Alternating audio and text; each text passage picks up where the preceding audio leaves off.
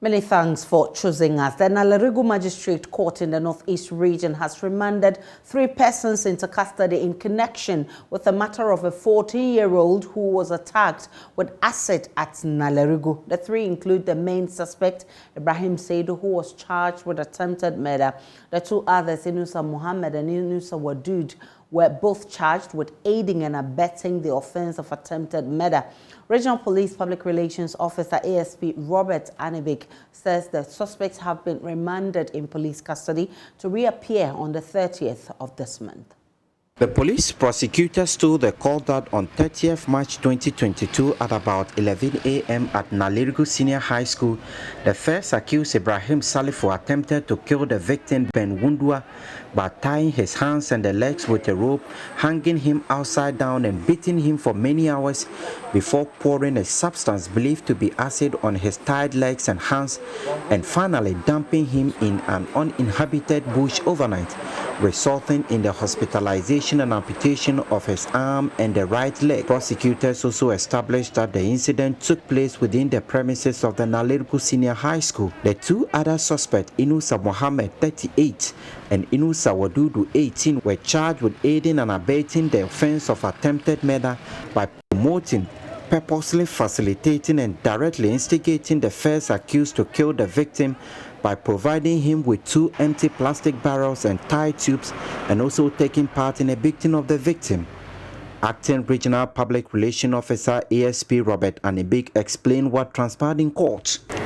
When they appeared before court today, their plea was not taken and they have been remanded into police custody for us to continue with our investigations so that they can reappear on the 30th of May 2022. And besides that, our investigations, as part of our investigations, we visited the homes of the suspects and we were able to retrieve a container that has a substance we suspect to be acid, for which we will want to send it to our forensic lab for examination, and of which we will be able to determine whether indeed it contains acid, and that was the one that was used to spray on the small boy leading to his hands being amputated.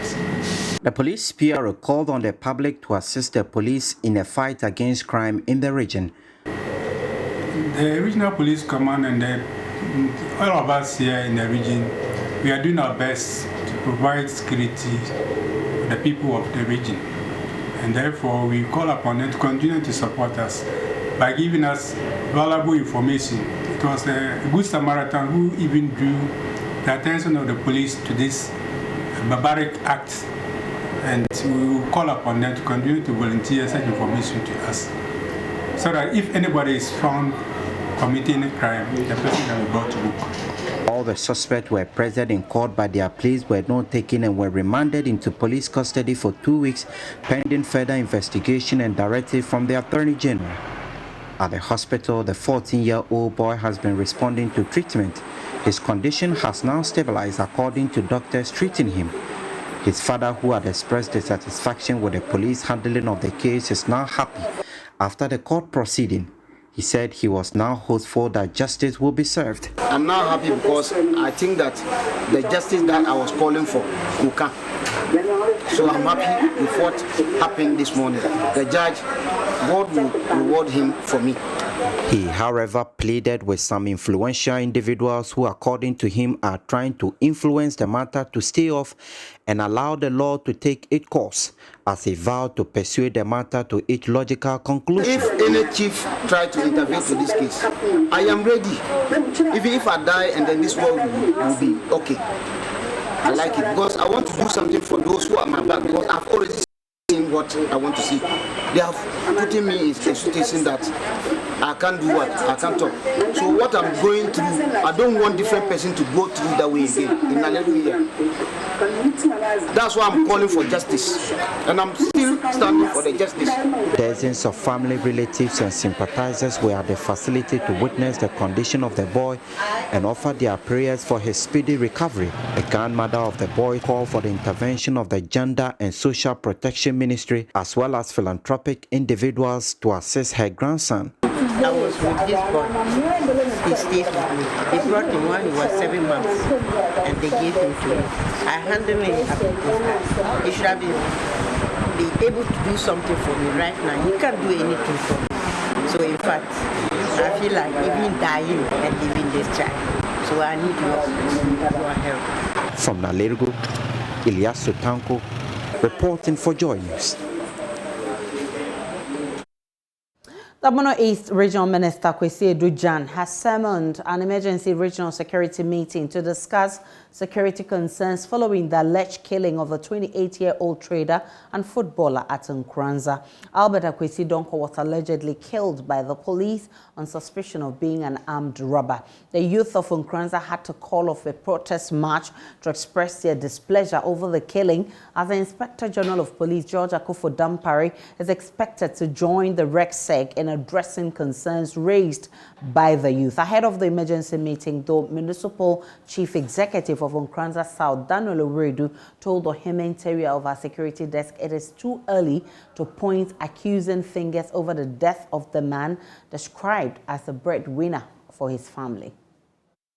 On the 23rd of April, that was Saturday, there was a big funeral at one of the outskirts villages, precisely Bridi. So we all went, myself, the regional minister, and a host of other stakeholders. So I think we left the village around 5:30 that way. The regional chairman and his entourage were all part. So when we just got to NKORANZA, then we heard there was a robbery case just on the stretch, some few meters to NKORANZA. So the next morning, I called the police commander, then he gave me the briefing. I even went to the extent of speaking to one of the victims who confided in me a lot of issues with regards to the happening that particular night. So the next day was Sunday. That was 24th of April. Then on that 24th day too, there's a suburb here called Sesimai. Just at the verge of entering the town, NKORANZA, a similar robbery happened there. So you can imagine, within 2 days, serious robbery cases. Then again, the NIB called to brief me about it. The police commander, the municipal police commander, I called to ask him about it. Then he gave me briefings as to how the whole thing happened. And according to his narration, they heard that there was a robbery case, and then he called on the patrol team to move there. So upon them reaching the scene, the robbers started firing at them. So they replied. So upon them realizing that their strength could not withstand that of the police, they then dashed into the bush. And then the police followed, firing behind them. So after 10-15 minutes, they decided that they should enter the bush and see. Probably if the gunshot might have wounded any of them, then they see whatever measures they have to. So they entered, and in the course of searching, they found a laptop. This is a report given to me by the Municipal Police Command. They found a laptop and some other items which they brought to the police station. And so afterwards, they had some intel from the items they gathered that there was one suspect, somebody they suspected that they had to pick up. And prior to that, they had informed the regional intelligence unit about the recent happenings of armed robbery in NKORANZA. So they were also on the standby. In fact, according to the police, the intelligence unit had been in town conducting some investigation about the previous ones. So when this one came, they added it and they were doing their search about it. So I am told that they picked one guy up. Then, according to the police, they brought him to the station, the municipal police charge office. And then after some few minutes, 10, 15, 20 minutes, the guy was picked up to the chairman. And that was when I was cut off from the whole issue. So the next moment was when I heard of the agitation from the youth. So since then, we've been following, try to get people calm, cool the leadership, and also to make sure that we find justice to whoever justice is due to. So in short or in brief or in summary, that is what I can say for now. A High Court in Kumasi has dismissed an application filed by an accounts officer seeking to reverse his dismissal by the Komfanochi Teaching Hospital. The court, presided by Justice Ali Baba, ruled that the governing board's decision to sack Awuni Atreba was procedurally right as outlined in the hospital's code of conduct. Awuni Atreba, in November 2021, accused some top officials of the Komfanochi Teaching Hospital for abusing their public office. Love FM's Emmanuel Bright Quick was in court in Kumasi today and has filed this report. Awuni Atreba accused the chief executive officer and the medical director of the Komfanochi Teaching Hospital for misappropriating funds allotted for COVID-19 reliefs. He alleged they diverted the funds to procure 2 luxurious vehicles. The accountant was consequently dismissed by the governing board of KATH for failing to appear before the hospital's disciplinary committee and peddling falsehood against management. Awuni Atreba, however, refuted the claim. My boss was given his copy. They copied my boss. I was not served. He was not given I wasn't served through him. He was given only his copy. So how can that be made to construe, or how can that be construed to be that it was served through me, it was served me through my boss? The accountant therefore prayed the Kumasi High Court, seeking an order of judicial review in the nature of a certiorari to quash the decision of the governing board of the Komfanochi Teaching Hospital. But the court quashed the case on the defense of the counsel for KATH for the applicant's decision to seek a judicial review and not a writ. Delivering the verdict, Justice Ali Baba's court ruled, among others, that the rule of natural justice has not been violated, describing the suit as unmeritorious. Awuni Atreba, who spoke to the media after the ruling, said he is not happy with the verdict of the court. He hinted at appealing the decision. I'm highly disappointed. Yes, I think this is history's greatest infamy in the hospital's record, and even in the record of the judicial system, that an administrative body could gloss over procedural rules of punishing an employee and have his way. It's very disappointing. When the matter happened, I discussed with lawyers and they advised on strategies to adopt. Certiorari, from the onset, I was told that was difficult to succeed with it, but that we could go for wrongful dismissal. If you also listen to the judgment, he passed a comment that we could have filed a writ, full-blown trial for wrongful dismissal other than the certiorari. For JoyNews, Emmanuel Bright Kwiku reporting. Back here in Accra, dozens of unemployed nurses this morning hit the streets of Accra to demand the immediate postings by the Ministry of Health. According to some of them, they have been home since 2019 after their graduation without any sign of posting from government. Others also accuse some officials at the ministry of taking monies from their colleagues before giving them jobs. My colleague Samuel Mbura was with the protesters who later picketed the Health Ministry and presented a petition to an HR official. Some nurses that have not been employed for a couple of years, they are asking that the ministry should immediately employ them because they can no longer live or survive for the fact that they are not employed. And what they are asking the ministry to do is that they should immediately look into their predicament and see how they can help them come out of these challenges that they are facing. So let me talk to one of the leaders. What's your name? My name is Charles Pandago. All right. So who are you in this association? I'm the president of the NAC and the NAP. If you say NAP, what does that mean? That's Registered Nurses, Clinicals, and Registered Assistant Preventive. All right, so meaning this demonstration captures all the categories of nurses under the Ghana Health Service. Is that what you are saying? Yes, please. All right, so tell us what your predicament is. Right now, we want the government to know that we are tired in the house. We want the government to know that this time we are not coming easy. What we are doing is that right now, he must post us by force, either he like it or not, because we have suffered a lot in the house. Our mothers are crying. Our mothers didn't even have. They try as much as possible to pay our school fees for a good 2 years and 3 years, and we are still in the house. For how long have you stayed at home?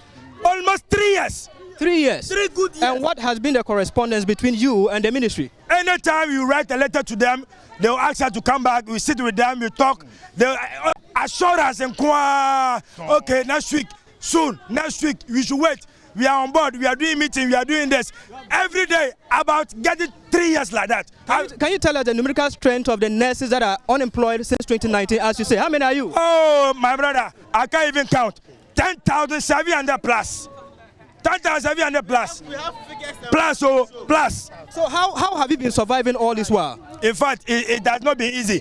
It is our mothers and our fathers and our grandmothers and friends that we are feeding from them. You understand? We have nothing to do because when you go, they know that you have a certificate. Even the private nurses, the private hospitals, if you want to go there, they know that you are a government assistant. So when they employ you and they post you, you leave. So they will never take you. Am I going? Now we are selling pure water. We are selling tomatoes. In fact, my brother. So you have diploma nurses and degree nurses, right? Yes, please. So your juniors, I understand, have been posted. Why is it the case that your situation is different? That is what I'm surprised.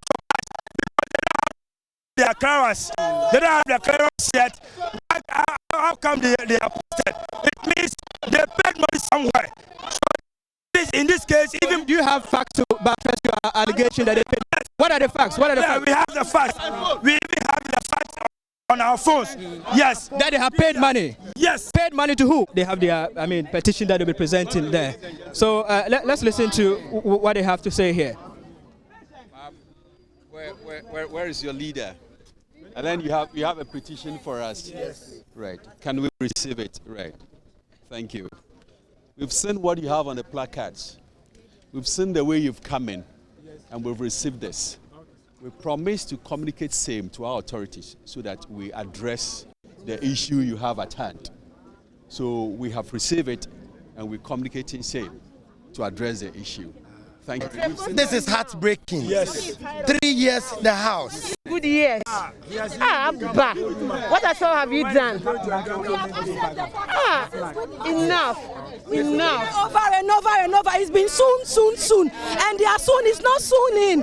We've had enough. We didn't want to do this, but this is the only way out. We've had enough of the reassurance. It's not helping any longer. Knock, we are tired. 3 good years after school, we are still home. We have accessed the portal for 6 good months now. We are tired. We need our data now.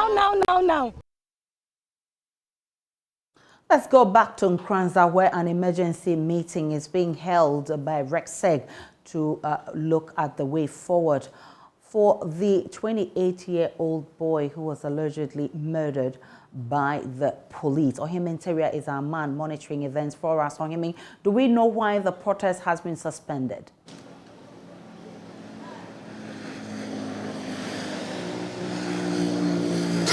For the youth of NKORANZA, this morning they had information from the Omanhene of the NKORANZA Traditional Council, Nana Kwame Bafo IV, that he wants to address them and also the press.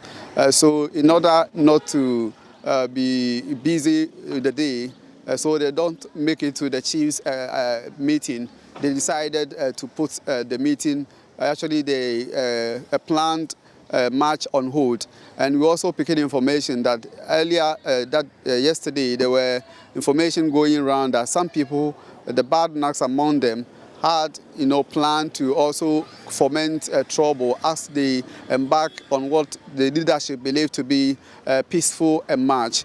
So that is why they decided to call off. But just a while ago, I spoke to the convener, Nana J. Bafu Romeo, who said the peaceful march has not been suspended entirely, but they want to reactivate the peaceful march. And even tonight, they planned holding a vigil for late Alfred Donko and continue to do the peaceful march until they are tired and they can no longer do it. So they say that the peaceful march, though it was suspended for a while, now they'll kickstart the process and then hit.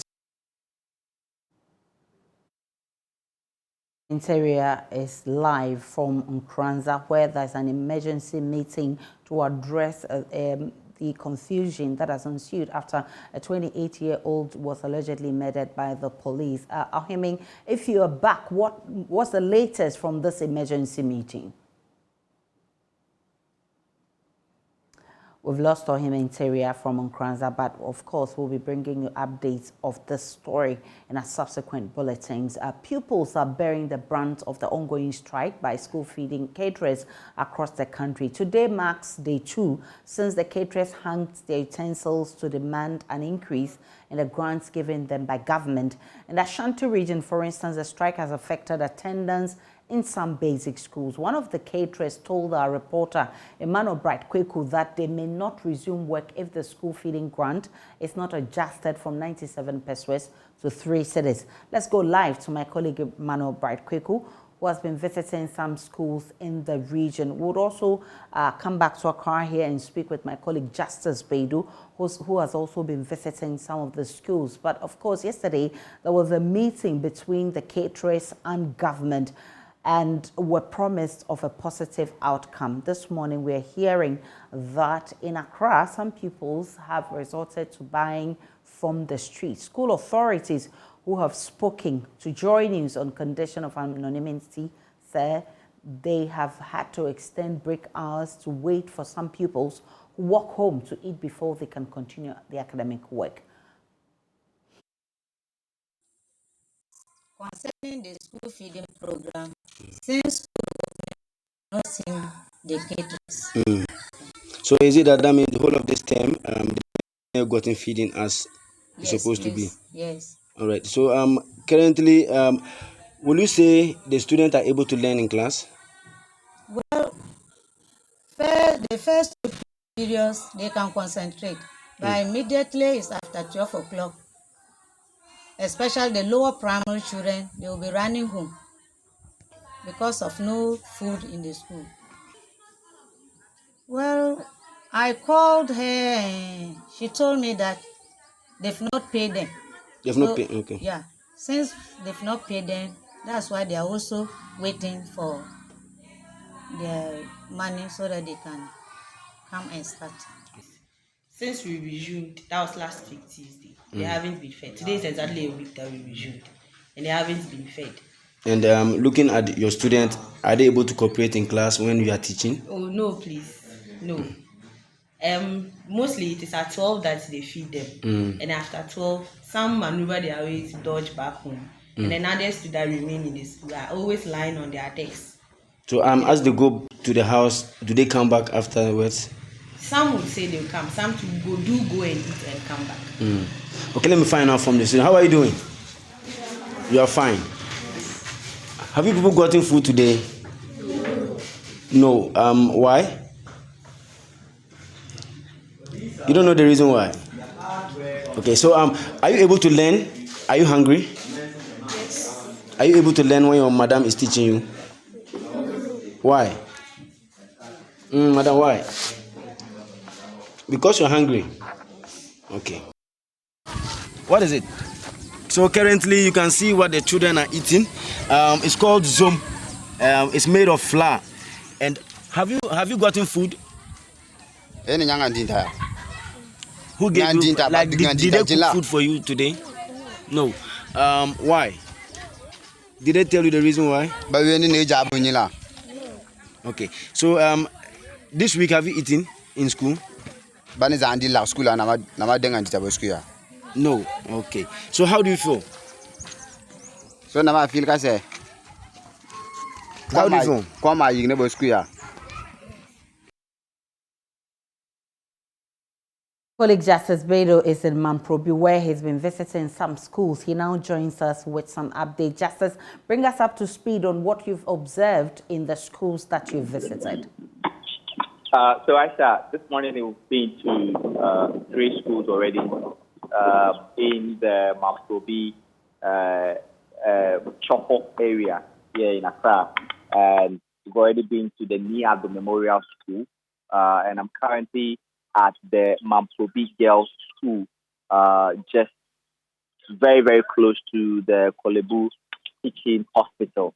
And it's a situation of children basically being left to their fate on their own, and then finding food by themselves when they are on break. And many of the children who live close to the schools have had to walk back home and try to find food before they get back to class to study. And usually the break period would be for 30 minutes. But the teachers and the head teachers here have been telling me that they've had to sometimes extend break hours in order that they are able to wait for the children who have gone to find food on their own to get back to class to join them for academic work. And the head teachers here, a lot of them are not allowed to speak because of GS rules, and so they're speaking to me on conditions of anonymity. They haven't seen the teachers since school reopened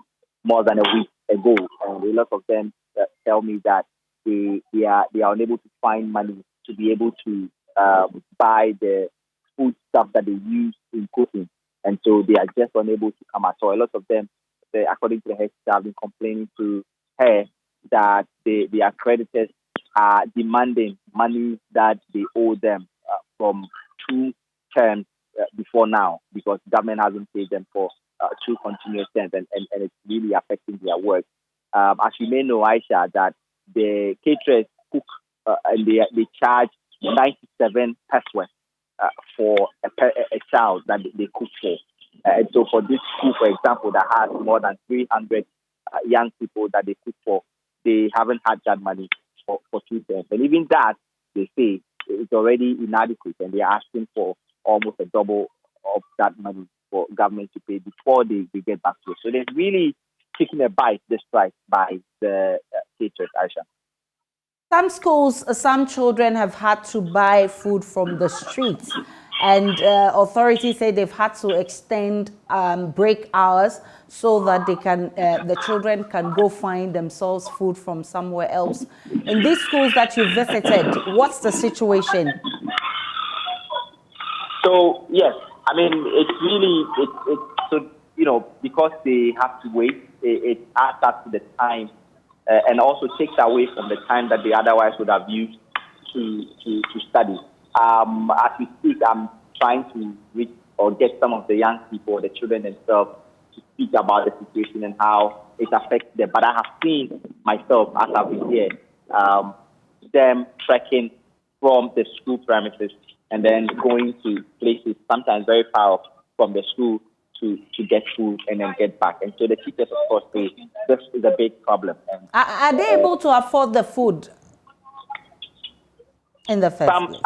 Some are, according to the teachers, some are. And so some of them, because the parents have been told that the caterers are not cooking, the parents give money to some of the children to come to school. And so for those who have money to come to school, they are the ones who are able to buy from food vendors across the street from where the schools are. But those who are not giving money, they are the ones who have to trek back home. And my indications are that some of them who go back home don't come back to school again after the break because it takes a long time to get back to the class. You heard there Justice BAIDOO. He's been monitoring some schools around Mamprobi. Let's go live to my colleague Emmanuel Bright Kweku. He's in Kumasi and he's also been visiting some schools over there.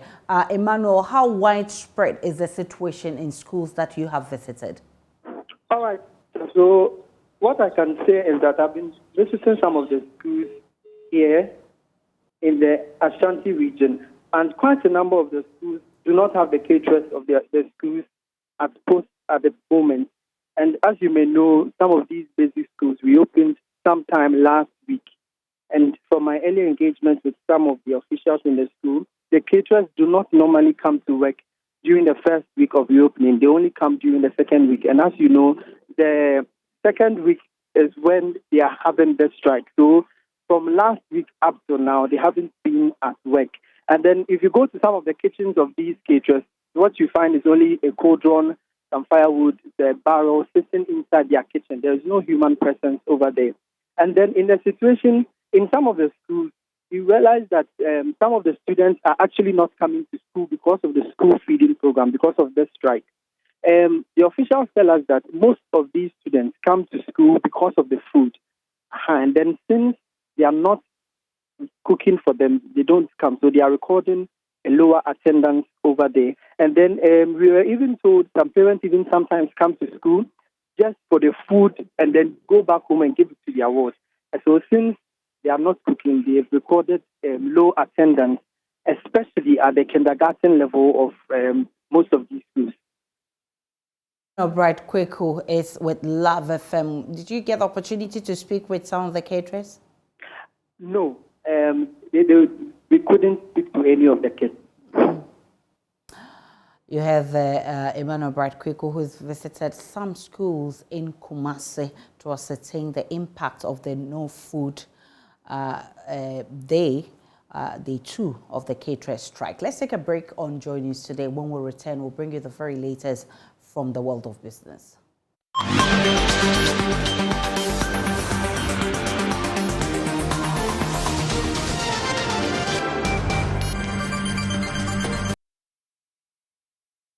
Hi, good afternoon. Welcome to Business. My name is Darrell Kwao. The Ministry of Finance has revealed that government will publicly account for revenues accrued from the electronic transaction levy twice before the end of the year. Deputy Finance Minister Abnause Asari says the first public accountability will be part of the mid-year budget review in July. She was speaking at a one-day training event for more than 200 staff of the Information Service Department on the e-levy implementation. Prince Pierre has more. The government says the implementation of the electronic transfer levy will help rope in more people into the tax nets. Before its passage, one of the major reasons for rejection was accountable application of revenue. Deputy Finance Minister Abnause Asari has been explaining how the government spends its revenue. And people say that they don't even know what government uses the revenues that we raise for. When you look in the budget, government is hoping to raise about 80.1 billion by close of 2022. In that same budget, government is hoping to use 35.8 billion Ghana cedis of that tax revenue to pay salaries for all government workers. Again, when you look in the budget, we are hoping that we will be able to close the infrastructure deficits by building more schools, attending to our roads and everything. In the budget, government is hoping to spend about 16 billion of that revenue to address this infrastructure gap. That is why there is the need to support government. Let's come together, support government in its drive to raise more revenue. Meanwhile, many have called for an accountability mechanism to track the revenue accruing from the e-levy.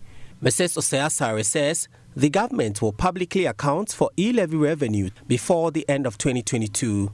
She spoke on the sidelines of a training program in Kumasi for staff of the Information Service Department drawn from across the country. we put it in the levy, how we are going to account for the monies that have been raised under e-levy. But remember, we always account for all revenues that are raised. We are going to give an account of how much we have been able to raise in the mid-year budget review, and also 2 months after the end of the year, we will be able to give an account of the second, how much we have been able to raise for the second quarter of the year. And in there, we will be able to also show or tell Ghanaians what we have utilized these monies for. And like I mentioned, e-levy is not the only revenue measure in the 2022 budget. There are several revenue measures, and there are several revenue tax handles. There are several tax handles in there. Many others in there, including the sanitation levy, the COVID-19 levy, and the e-levy. And together, we are hoping to raise about 80.3 billion Ghana cedis.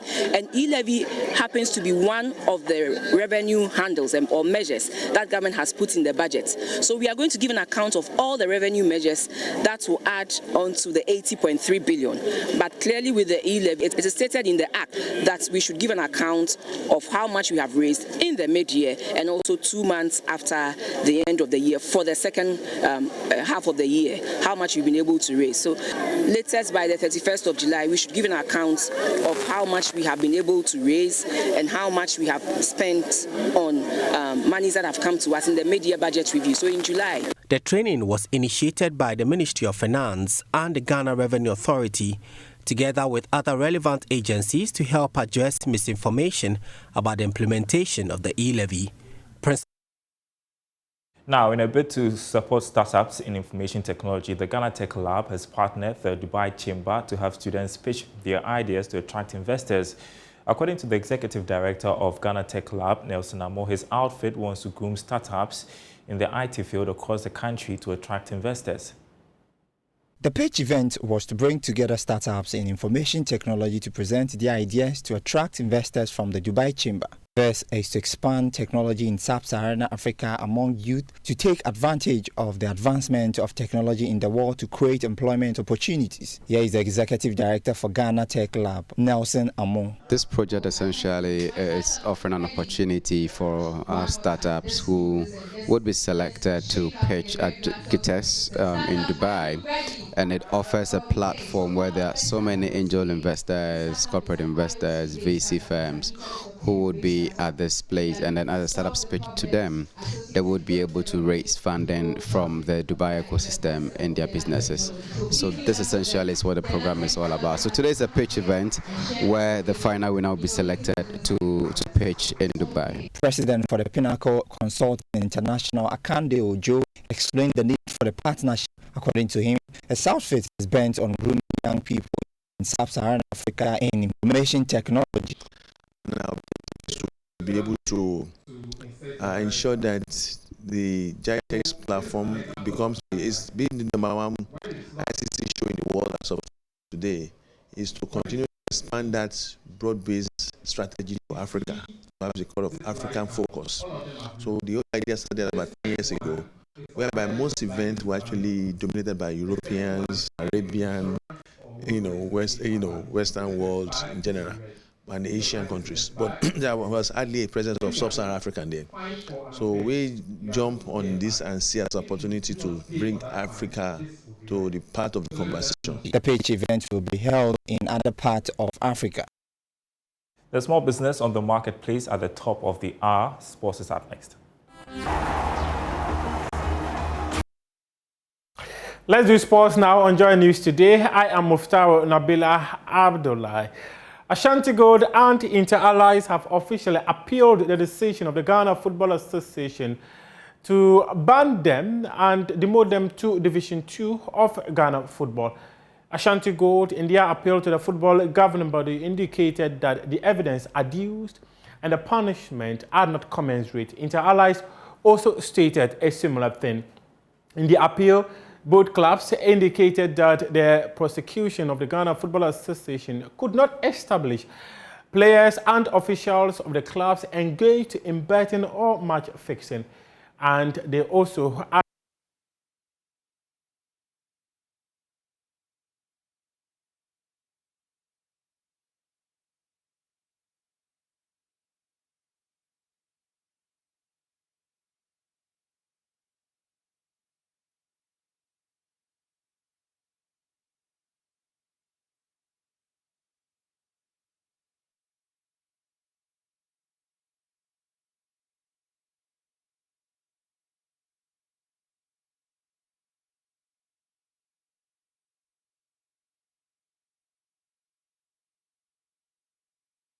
Meanwhile, sports marketing expert Neil Armstrong Motagba believes match fixing does a significant damage to the image of the game in the country.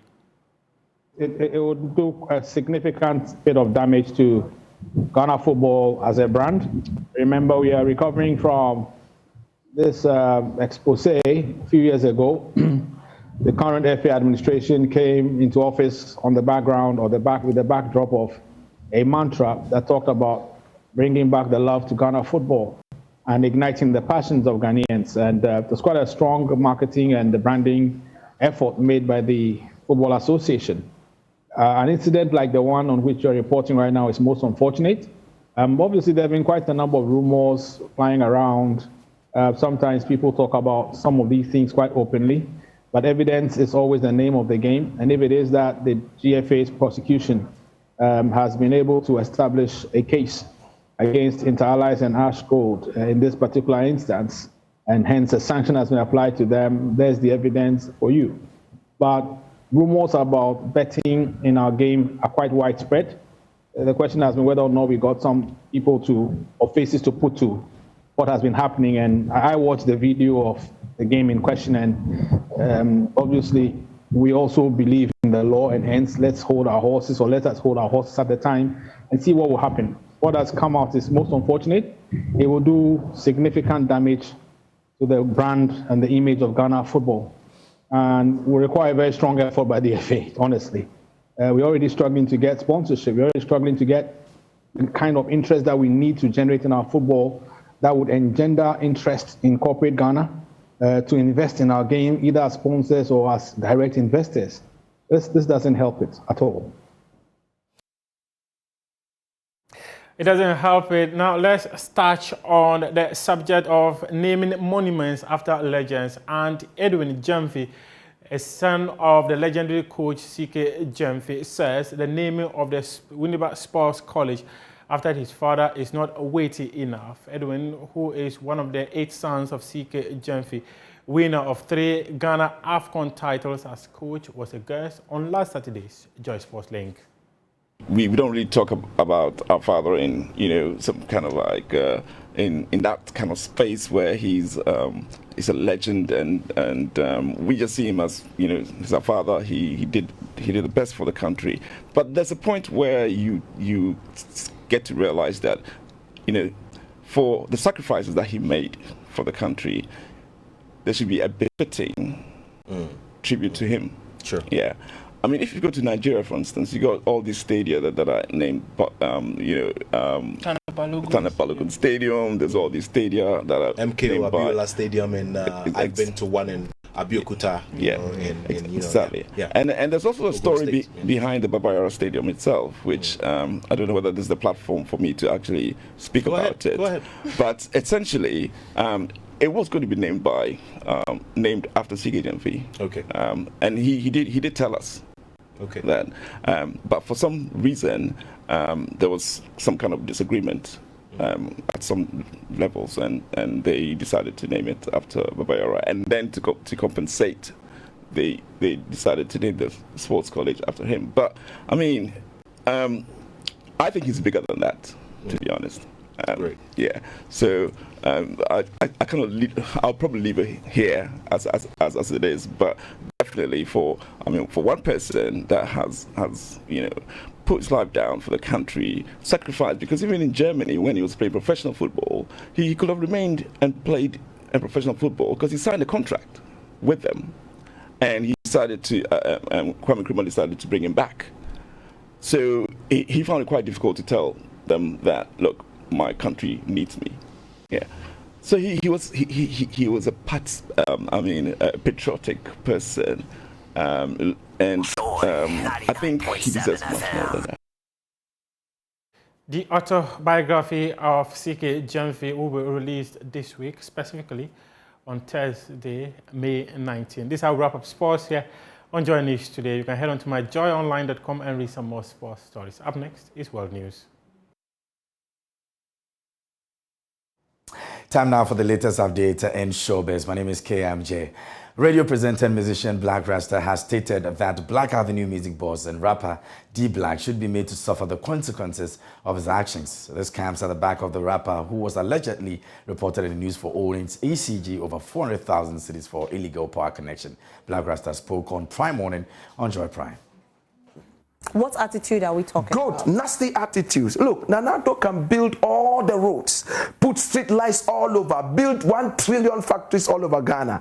If our attitude is as nasty and stinking as it is right now, trust me, we will go in and collapse everything. We'll steal all the balls and destroy all the roads. That's true. Throw rubbish all over the place. I watch them and they are just throwing. That's bad attitude. Remember at independence, Kwame Nkrumah told us that now that you have your independence, the next thing is for us to change our attitude. Nkrumah said it on the day of independence. That attitudinal curse. If there's any curse, the churches should be cutting with knife. I kill you, die. It should be the attitudinal demon. Not the spirit. No. That demon of attitude where the employer, because it's not your father or your mother, you will steal time, steal internet, steal petrol, steal whatever. When we were at Multimedia, there was a guy who was stealing diesel from the generator. Hey, the generator that was providing power for the whole building. It's there, go check it. He was stealing diesel. He would wait midnight. He was a midnight hip-hop player. You know, you come at night and pull the diesel into his car. Wow. And then we all will be sitting there, boof, oh, he light off. And you're trying to top diesel. He will be one of those sitting there, oh, company, wait, yeah. That's the attitude I'm talking about. The attitude is when D Black can steal 500,000 Ghana cedis worth of electricity and still be part of Doomsor Vigil. That's what I'm talking about. You are stealing 500,000. But we don't have proof that he stole it. It was alleged. Who alleged? The owners of the power said he stole it. Which allegation? The owners of the power. So what do you think should happen to D Black? D Black should be made to suffer like any other person. Yes, that's stealing. If D Black had broken into Multimedia and stolen 500,000, by now Ghanaians will be talking about, because it's a governmental institution. Even in our proverbs, and that's Black Rasta. Away from that, fans can make a lot of demands, but music star Kim Promise has explained why he never say no to fans anytime it's requested of him to take pictures and videos with them. The singer, who failed to win any award from this year's VGMS, also spoke about how disappointed he was for not being able to pick up any award this year. How do you connect with your fans? Via the internet. I mean, when I see them in person, it's always love. Like, I never say no to pictures. I never say no to conversations. I never say no to videos. People even want to make phone calls. I allow it. Like, I'm not one of those people who say, no, give me my space. I'm actually a very, like, nice person, like, in person. And also on the internet, you know, I'm not really, like, on my phone tweeting every minute, but when I go on, I reply, I quote, I tweet. Oh, you do? Yeah, of course. I quote, I tweet. Maybe people want me to do more, I guess. You know what I mean? So, yeah. But even on Instagram, when I post, I share everyone's stuff. You know, it's love that you're showing me. And that's Kim Promise over there. That'll be a wrap for Showbiz this afternoon on the show. For more news, log on to myjoyonline.com. My name is KMJ Aisha. You guys should slow down. Yeah, we're going to slow down. For the guy. Like, we need the award. He should be winning awards too. Yeah. And that's how we wrap up the bulletin this afternoon. My name is Aisha Ibrahim. For more news, log on to myjoyonline.com. You'll get updates of all the developing stories. Enjoy our programs.